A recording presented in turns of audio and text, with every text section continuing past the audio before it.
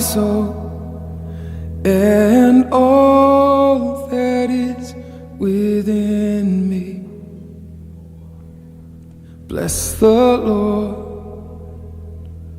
oh my soul, and all that is within me. Bless the Lord.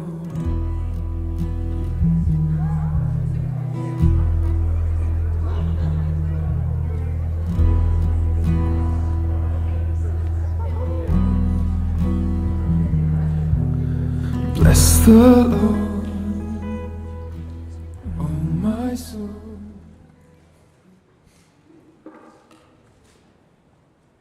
That's a cool experience, right? Iaku nui, iaku rahi, ko Will Miller tene, tena koto katoa. Greetings to you all. For those of you who I haven't met, my name is Will Miller. I'm a professor in the biology department, a wildlife ecologist, and a conservation biologist. But I'm really not here to talk to you much about biology today. Despite what the sign said outside, this kind of took a little left-hand turn while I was preparing. So I'm going to talk to you about an experience that influences the way that I've come to see my profession, my vocation, but something that has been one of the most profound experiences that I've had in my life. It's fundamentally changed the way I understand my calling, how I understand other people, how I love other people. This is a story from the other side of the world, in New Zealand, Aotearoa, in the native language of the Maori. Professor Ryan Beebe and I, over there, who's also a biology professor, lead a winter intensive trip to Aotearoa, where students learn about the intersections of Maori culture, religion, and environmental stewardship. This experience was based on a similar class that I took as an undergrad at Messiah College. When we last went in 2020, it was 10 years after I've been there originally. When we last went, I knew that this was going to be a life-changing experience for our students, but I didn't really understand how much I was going to be changed by this experience as well. In Maori tradition, it is custom to start a speech with an invocation or a blessing.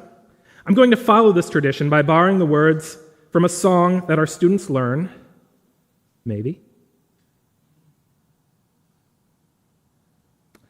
as part of our cross-cultural experience. This song is based on 1 Corinthians 13, which I feel is relevant to the story that you're about to hear. It goes something like this. E turo namia nunui, e kiana te paipara, tu manako, whakapono, ko te mianui, ko te araha. There are three things, three very important things, as stated in the Bible. Hope, faith, and the greatest of these things, which is love. Tihe Maoriora. Have you ever had an experience where you were so sure that God was demanding your attention? It's really a surreal feeling if you've experienced something like this. I know for some of you this is probably a regular experience, but for me, I often struggle to hear God's whispers in my everyday life. Sure, I can point to the way that God has led my steps throughout my journey, but I'm afraid to admit that oftentimes things like busyness, grading, the day-to-day tasks of life will often distract me from God's presence. This is something I feel as a professor I need to share because I'm learning along with you through this experience that we have here together. But if you've experienced a time where God demands your attention, you know how surreal an experience that can be. See, I always remember the afternoon of January 17th, 2020 as one of those moments in my life. We had just arrived at this place, Pahawa Marae, on the East Cape of New Zealand, into Maori sacred space. I can't take pictures of this. This is a picture directly after this event happened.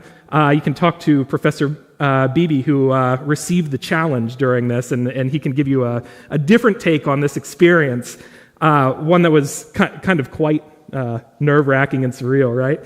I remember that I was standing in the lineup waiting to be welcomed on, and while Professor Beebe was nervously receiving the gifts and giving our gifts in return, I caught the gaze of an older gentleman standing in the crowd, and his eyes lit up and he gave me a big smile.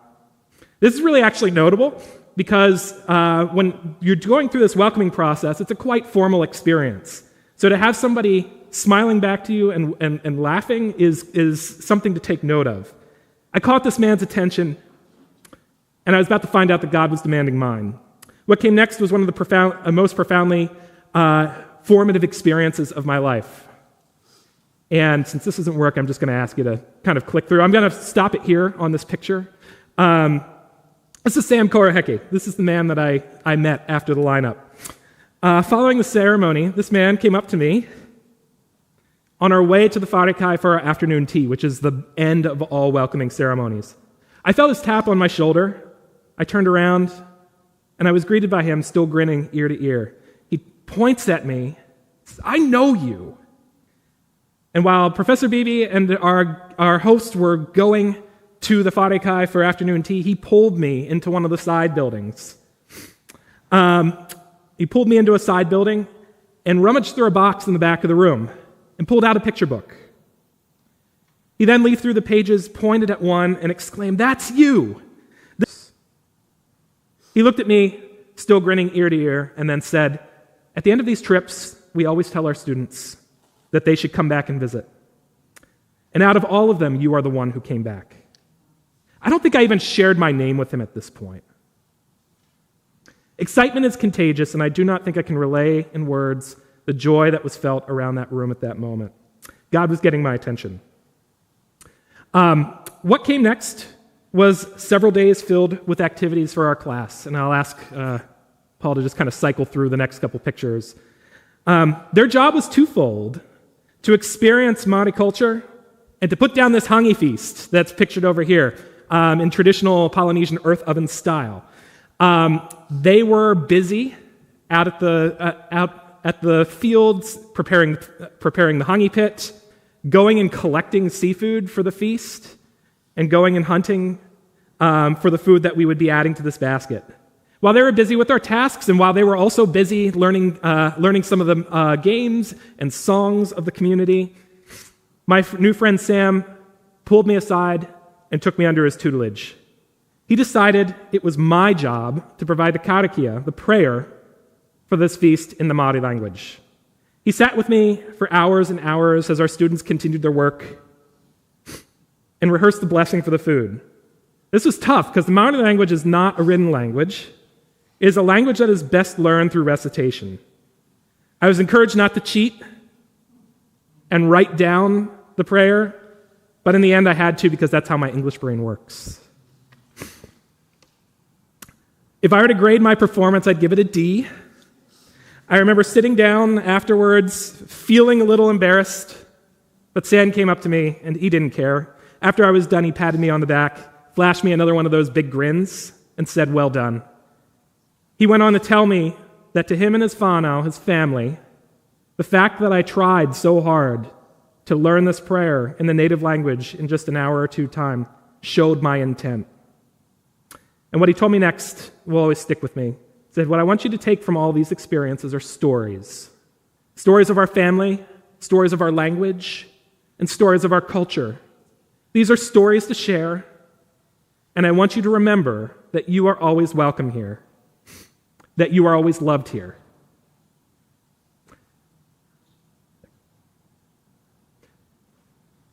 Aroha atu, aroha mai means love received is love returned. There are three very important things in the Bible: hope, faith, and the greatest of these, which is love. Consider with me for a minute what it truly means to give and receive love. It is easy to quote 1 Corinthians 13, but not really understand the message that Paul is trying to convey.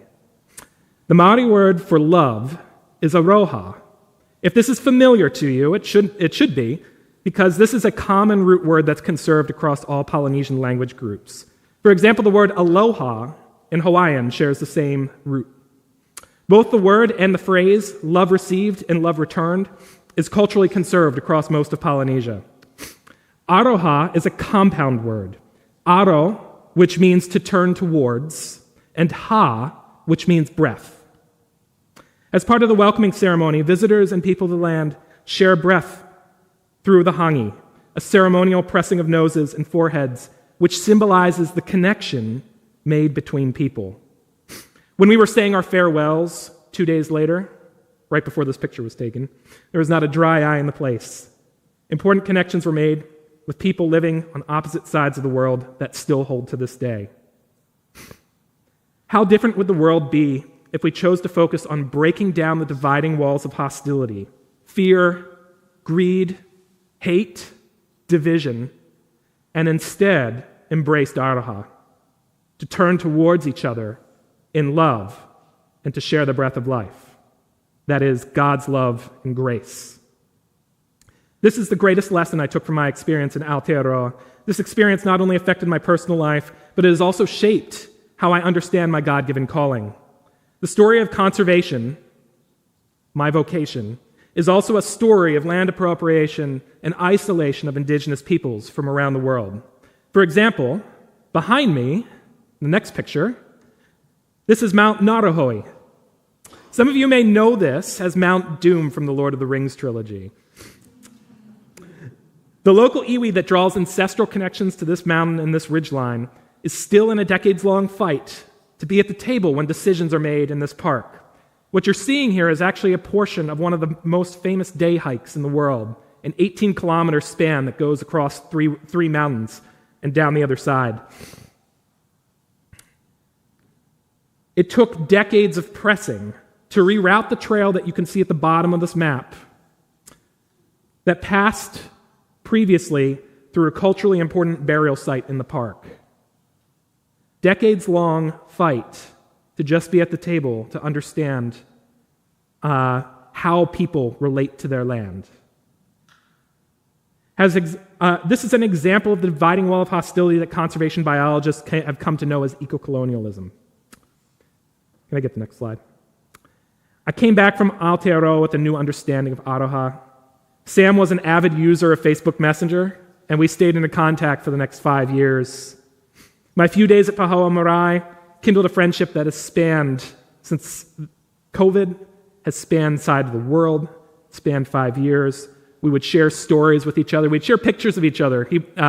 Since it's Southern Hemisphere, their summer is our winter, so he would always snap pictures of this lush tropical landscape that was outside of their window, and I would respond back with the frozen 12 inches of snow that was outside of my office window. He always had a laugh about that. He would continue to coach me in the Maori language through these exchanges. Professor Bibi and I are planning to lead a new group of students to Pahoa Marae this coming January, and I feel much more confident this time in my ability to give the meal blessing. Though it'll be a somber experience for me. My friend Sam, pictured in this picture, passed away this past December. It was somewhat unexpected, and it took me a bit by surprise because he was so looking forward to our return. While I will miss my friend in this life, I know that it is by God's grace and love that I will see him in the next. On the next slide, I'll give a benediction and borrow from another song that also quotes 1 Corinthians 13. We'll sing this together in a moment. Tuhia ki te rangi, tuia ki te whenua, tuia ki te naka, o nā tangata katoa. Ko te mianui, ko te aroha. Write it in the sky, write it in the land, write it in the hearts of all the people. The greatest thing is love. Amen. This time I invite you to stand and sing this with us. The first time through this verse, just listen and get a feel for it, and then I'll invite you to sing along. Tuhia ki te rangi, tuhia ki te whenua, tuhia ki te noko, o nā tangata katoa.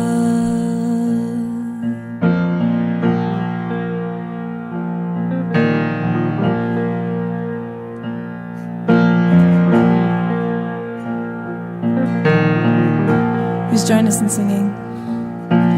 Tuhia ki te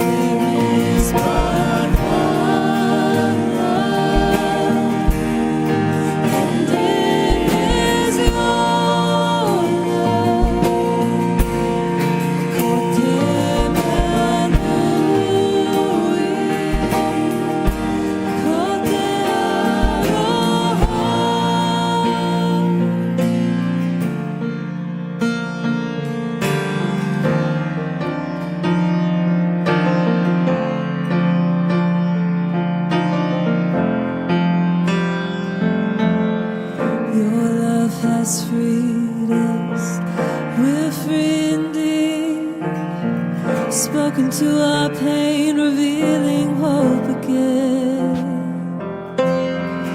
Your love has freed us, we're free indeed. Spoken to our pain, revealing hope again. Your love has freed us, we're free indeed. Spoken to our pain, revealing hope again. Your love has freed us, we're free indeed. Spoken to our pain, revealing hope again. Yes, God, our love, and it is your